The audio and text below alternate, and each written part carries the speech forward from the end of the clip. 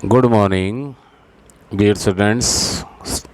Standard 10th, subject English, book name His First Flight,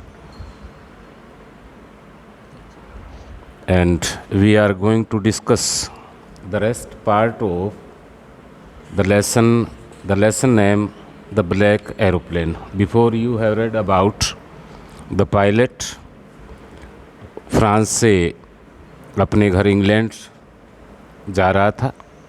मौसम पहले साफ था और फिर स्टॉर्म और ह्यूज माउंटेन ऑफ क्लाउड्स आसमान में आ गए।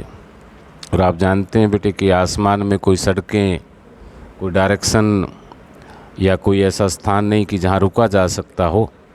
या तो फिर पायलट नीचे डाउन ज़मीन पर आता और ज़मीन पर आए तो रनवे भी होना चाहिए जहाँ वो अपने एयरप्लेन को उतार सके। लेकिन वो कहता है कि I will take the risk. उसने रिस्क लिया और विमान को बादलों के अंदर घुसा दिया, यानी कि डिटर्मिनेशन होके, दृढ़ निश्चय करके, सेल्फ कॉन्फिडेंस, विल पावर के साथ कि जो होगा सो देखा जाएगा। और ये कहा भी गया कि सफलता उसी को मिलती है कि जो जोखिम उठाता है।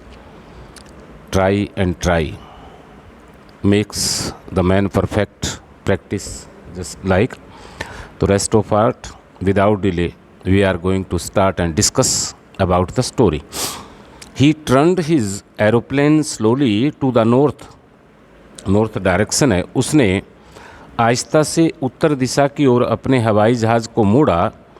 इन front of my Dakota, in front of ये प्रेजिज होते हैं के सामने, माई डकोटा, डकोटा उस एरोप्लेन का नाम है। So that it would be easier for me to follow him. कहता मेरे सामने जो डकोटा, जो खुद का डकोटा है, so that it would be easier for me to follow him. जो काला विमान बादलों में कहाँ से आया, मिस्ट्रीज़ है, रहस्य अभी, तो उसको पीछा करना मेरे लिए आसान था। I was very happy to go behind the strange aeroplane like an obedient child. Obedient कहना मानने वाला, स्ट्रेंज अजनबी। तो मेरे लिए बड़ी खुशी की बात थी कि मैं एक आज्ञाकारी बच्चे की तरह उस विमान के पीछे चल रहा था। After half an hour the strange black aeroplane was still there in front of me in the clouds. आधे घंटे के बाद वो जो अनजान काला विमान था वो बिल्कुल मेरे सामने बादलों में था। Now there was only enough fuel, fuel का मतलब डीजल, पेट्रोल, जिसको ईंधन कहते हैं हम,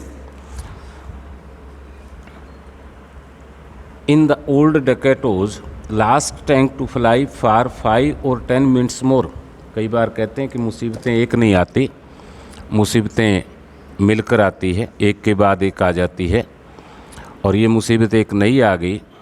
क्या हुआ कि अंतिम टैंक में 5 और 6 मिनट का ही, 5 और 10 मिनट का ही फ्यूल यानी ईंधन बचा था। तो उसके बाद तो नेचुरल क्रैश होना था विमान को।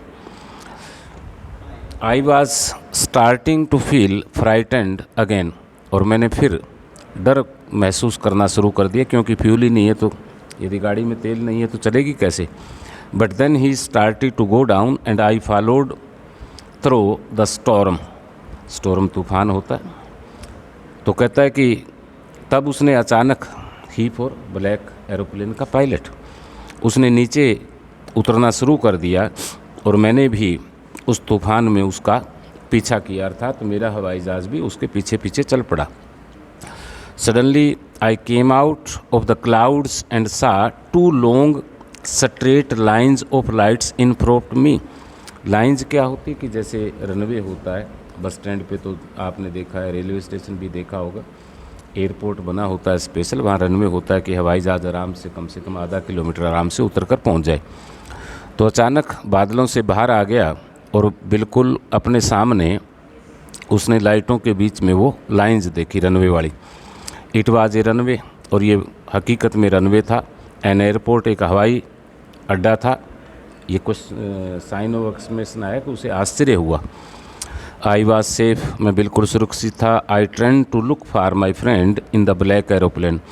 और मैं मुड़ा अपने उस काले हवाई जहाज़ के उस दोस्त से मिलने के लिए जो बादलों और तूफ़ान से मुझे लेकर आया था।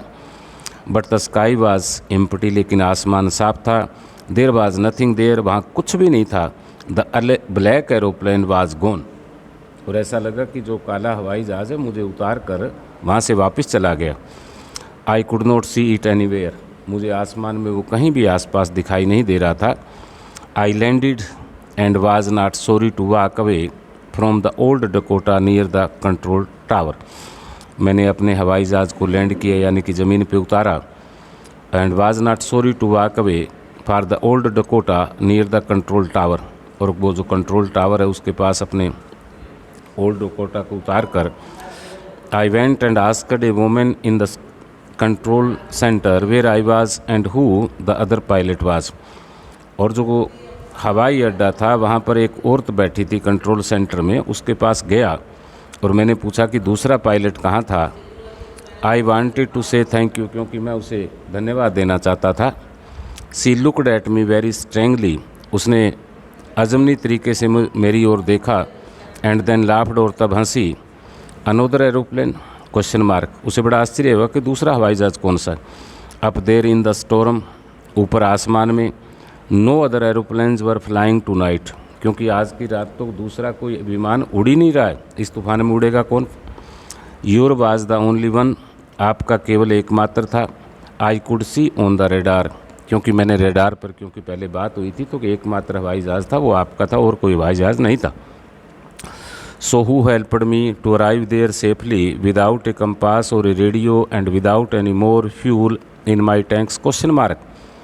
तो अब पायलट खुद अपने आप से प्रश्न कर रहा है कि मेरी यहाँ पहुँचने में सहायता किसने की। सुरक्षित कंपास और रेडियो और दूसरे जो ज़्यादा ईंधन भी नहीं था, रेडियो और कंपास भी मेरे काम नहीं कर रहे थे, तो ये रास्ता दिखाने वाला कौन था।